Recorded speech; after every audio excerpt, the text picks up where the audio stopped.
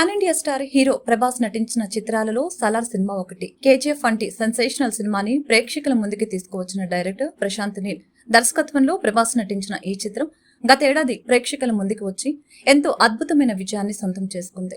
ఇక ఈ సినిమా సుమారు 700 కోట్లకు పైగా కలెక్షన్స్ రాబట్టింది. దీంతో సలార్ 2 పై కూడా భారీ స్థాయిలో అంచనాలు పెరిగిపోయాయి. ఇక ఈ సినిమా కూడా త్వరలోనే రాబోతుందని గతంలో చిత్ర బృందం వెల్లడించినప్పటికీ ఈ సినిమా మాత్రం ఆలస్యం అవుతుంది. ఇప్పటి వరకు ఈ సినిమా ఎలాంటి షూటింగ్ పనుల్ని కూడా ప్రారంభించలేదు.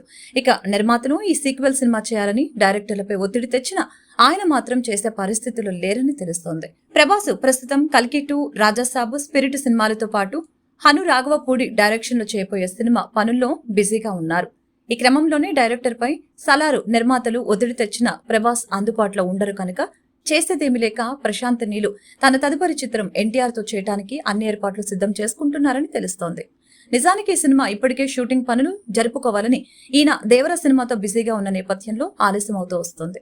ఇక ఈ సినిమాని ఆగస్టు 9వ తేదీకి ఘనంగా పూజా కార్యక్రమాలతో ప్రారంభించాలని అన్ని ఏర్పాట్లు కూడా చేస్తున్నట్లు సమాచారం. ఇక ఈ పూజా కార్యక్రమం సెలబ్రిటీల సమక్షంలో జరుగుతుందా లేక చిత్ర బృందం సమక్షంలోనే జరుగుతుందా అనేది తెలియాల్సి ఉంది. ఇక ప్రశాంత్ ఈ సినిమాతో బిజీ అయితే ప్రభాస్ సలార్ 2 సినిమా ఇప్పుడే ఉండదని, బహుశా ఈ సినిమా 2026లోనే షూటింగ్ ప్రారంభం అవుతుందని తెలుస్తోంది.